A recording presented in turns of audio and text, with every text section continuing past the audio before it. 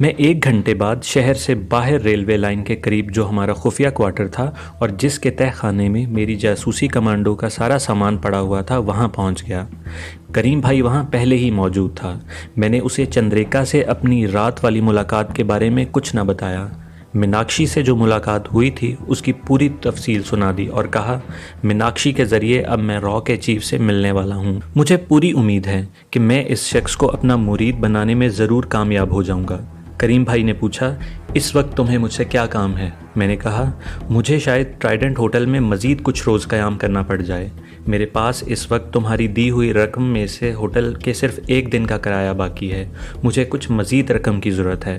करीम भाई बोला, मज़ीद रकम तुम्हें तुम्हारे होटल में पहुंच जाएगी। तुम शाम को 4 और 5 बजे के दरमियान अपने कमरे में ही रहना। एक लड़का तुम्हारे लिए फूलों का गुलदस्ता लाएगा। उसी गुलदस्ते के अंदर एक लिफाफा होगा। लिफाफे में कुछ रुपए होंगे। मैंने करीम भाई का शुक्रिया अदा किया तो वो बोला, शुक्रिया की कोई बात नहीं, तुम्हें अपने मिशन की कार्रवाई तेज़ी से आगे बढ़ानी होगी। मुझे खबर मिली है कि देवलाली की पहाड़ियों में भारतीय फ़ौज का जो बहुत बड़ा गोला बारूद का ज़ख़ीरा है, वहाँ से इस महीने के आखिर पर असलहे से भरी हुई एक मालगाड़ी जम्मू की तरफ रवाना होने वाली है। मुझे ये भी खबर मिली है कि इस गाड़ी में कश्मीरी मुजाहिदों के ख़िलाफ़ इस्तेमाल किए जाने वाले नेपाम बमों के रॉकेट भी भारी तादाद में होंगे।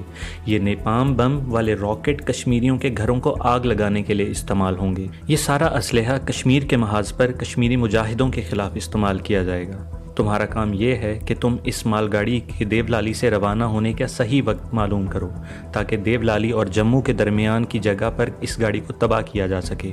मैंने कहा, मैं ये मालूम कर लूँगा, आप बेफिक्र रहें। करीम भाई ने कहा, मैं बेफिक्र रहूँ या ना रहूँ, तुम्हें हर हालत में कश्मीरियों के ख़िलाफ़ इस्तेमाल होने वाली इस गोला बारूद की गाड़ी को रास्ते में तबाह करना है। मैंने पुरअज़्म लहजे में कहा, मैं अपने दुश्मन को पहचानता हूँ और अपने फ़र्ज़ को भी पहचानता हूँ। मुझे इसी बात की ट्रेनिंग दी गई है। मैं अपनी जान खुदा के सपुर्द करके इस्लाम, पाकिस्तान और कश्मीरी मुजाहिदों की जंग लड़ने यहाँ आया हूँ। कश्मीरी मुजाहिदीन के ख़िलाफ़ इस्तेमाल होने वाली ये गोला बारूद की गाड़ी जम्मू नहीं पहुँच सकेगी। करीम भाई ने अपने कोट की जेब से चाबी निकाल कर दी और कहा, यह क्वार्टर के खुफिया तहखाने की चाबी है। अगर तुम्हें दिल्ली शेर अली को या कश्मीर के महाज पर कमांडर शेरवान को रेडियो ट्रांसमीटर पर कोई पैगाम भेजना हो तो यहाँ आ जाना, मगर इस बात का ख़ास तौर पर ख्याल रखना कि तुम्हारा कोई पीछा न कर रहा हो। मैंने चाबी ले ली। करीम भाई इसके बाद अकेला ही चला गया। इसके बाद मैंने क्वार्टर का दरवाज़ा बंद करके ताला लगाया और अहमदाबाद से दिल्ली जाने वाली रेलवे लाइन की तरफ से होकर शहर की तरफ रवाना हो गया। एक चौक से टैक्सी ली और अपने होटल पहुँच गया। होटल में आया तो मालूम हुआ कि मीनाक्षी का 2 बार फ़ोन आ चुका था। उसने एक नया फ़ोन नंबर लिखवाया था कि मैं आते ही इस नंबर पर कॉल कर लूँ। मैंने उस नंबर पर फ़ोन किया तो वो मिलने के लिए बेचैन थी। कहने लगी, मैं आ रही हूँ, बड़ी ज़रूरी बात करनी है। मैंने बज़ाहिर मसरूफ़ियत का उज़्र पेश किया मगर वो ना मानी और बोली, मेरे गुरुदेव मैं आ रही हूँ, और उसने फ़ोन बंद कर दिया। कोई 10 मिनट बाद वो होटल के मेरे कमरे में थी। आते ही उसने झुक कर मेरे घुटनों को हाथ लगाया और हाथ बांध कर कहने लगी, स्वामी जी आप कहाँ थे? मैंने कई बार फ़ोन किया मगर आप न मिले। मैंने कहा, स्वामी नारायण जी के मंदिर में दर्शन करने गया था, आओ बैठो।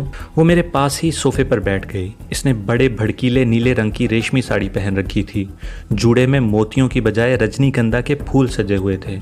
लिबास से एक नए वलायती परफ्यूम की लपटें उठ रही थीं। कहने लगी, मैंने पिताजी के आगे आपका जिक्र किया था तो वो आपसे मिलने के लिए बेचैन हो गए हैं। कहने लगे, ऐसे अंतर्यामी स्वामी जी से मिलकर मुझे बड़ी खुशी होगी। मैंने पिताजी को सब कुछ बताया कि किस तरह आपने मेरी खुफिया बीमारी पहचान ली और मुझे मेरी गाड़ी की गुमशुदा चाबियां भी लाकर दे दी। मैंने दिल ही दिल में कहा कि तुम्हारे पिताजी से तो मैं ऐसा मिलूंगा कि वो सारी ज़िंदगी याद रखेंगे। उस कमबख्त से मिलने के लिए तो मैंने सारा ड्रामा रचाया है। ऊपर से मैंने नफ़ी में सर हिलाते हुए कहा, नहीं नहीं मीनाक्षी, मैं जोगी साधु आदमी हूँ, बड़े अफसरों से नहीं मिला करता। तुम्हारे पास तो इसलिए आ गया कि शिवजी भगवान जी का इशारा था कि तुम्हारे पास जाऊँ और तुम्हें ये खुशखबरी सुनाऊं कि तुम एक रोज़ हिंदुस्तान की बहुत बड़ी डांसर बनने वाली हो। मीनाक्षी ने बड़ी अकीदत से मेरा हाथ अपने हाथों में ले लिया। स्वामी जी, कल तो आपने कहा था कि आप मेरे घर ज़रूर आएंगे, फिर आज क्यों इनकार कर रहे हैं? मैंने कहा, वो तो मैंने सिर्फ तुम्हारी खातिर तुम्हारे घर जाने का कहा था। मीनाक्षी की आंखों में आंसू आ गए। कहने लगी, स्वामी जी प्लीज़ मेरे पिताजी को अपने दर्शन ज़रूर दें। उनको शुगर की तकलीफ़ है, गुर्दे में भी पत्थरी है।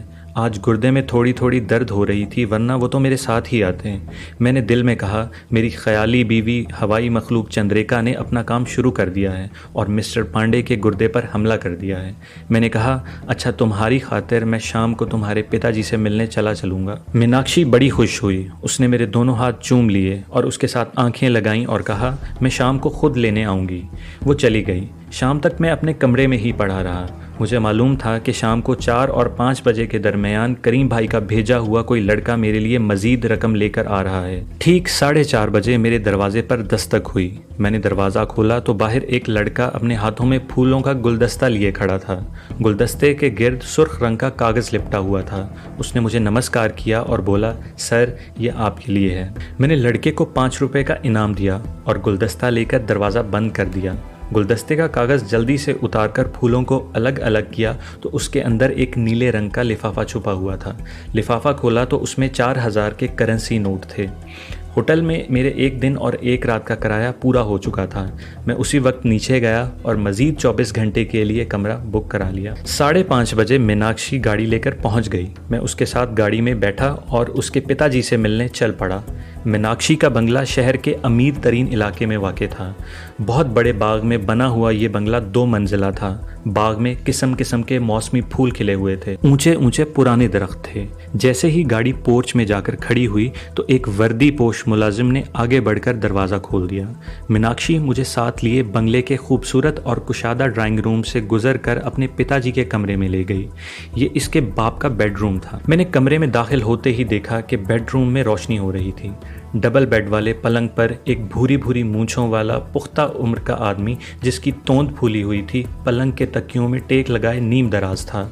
मुझे देखते ही वो मेरे खैर मकदम के लिए उठने लगा तो मैंने कहा, नहीं नहीं, आप क्यों तकलीफ़ करते हैं? आप बीमार हैं, आराम से लेटे रहिए। ये इस्लाम और पाकिस्तान का दुश्मन, कश्मीरी मुजाहिदीन का कत्ले आम करने वाला मिस्टर गौतम दास पांडे था। पाकिस्तान दुश्मन सीक्रेट सर्विस रॉ के अहमदाबाद वाले हेड ऑफिस का चीफ और मेरा असल टारगेट। मीनाक्षी की ज़ुबानी इस तक मेरी सारी कारगुजारी पहले ही पहुंच चुकी थी।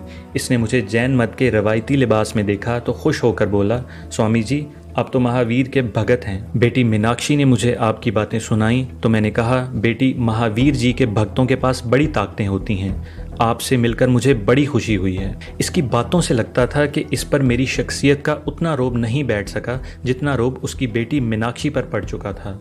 मीनाक्षी को मेरी ताकतों का तजर्बा हो चुका था। मिस्टर पांडे को भी तजर्बा करवाने की ज़रूरत थी, जिसके लिए चंद्रिका ने मुझे बिल्कुल तैयार कर रखा था। इस बेडरूम में चाय लगा दी गई। तरह तरह की मिठाइयाँ और फल कांसी की थालियों में भर कर लाए गए थे।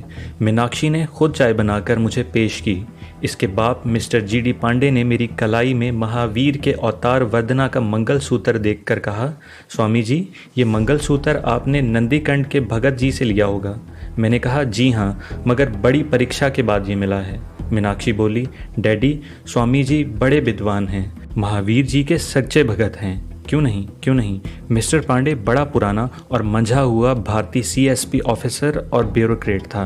वो अभी पूरी तरह मेरे कब्ज़े में नहीं था और मुझसे उस तरह मुतासिर भी नहीं था जिस तरह मैं उसे मुतासिर करके अपने कब्ज़े में करना चाहता था। वो यही समझे हुए था कि मेरे पास जोगी साधुओं वाली कोई शोबदाबाजी है जिसके ज़रिए मैंने उसकी बेटी पर अपना असर डाल रखा है। दूसरी तरफ मैं इसी इंतज़ार में था कि कब चंद्रिका उस पर गुर्दे की दर्द का हमला करती है, क्योंकि चंद्रिका ने कहा था कि जब मैं मिस्टर पांडे से मिलने जाऊंगा तो उस पर गुर्दे की दर्द का शदीद दौरा पड़ेगा। मैं चाय पीता और मीनाक्षी से बातें करता, इसकी बातों का जवाब देता। थोड़ी थोड़ी देर बाद मिस्टर पांडे की तरफ कनखियों से देख रहा था। अचानक मैंने देखा कि मिस्टर पांडे कुछ बेचैनी सी महसूस करने लगा है। वो टेक लगाए पलंग पर बैठा था। उसने 2-1 बार आहिस्ता से पहलू बदला, फिर चाय की प्याली तपाई पर रख दी। मीनाक्षी ने पूछा, क्या बात है डैडी, आपकी तबीयत तो ठीक है ना?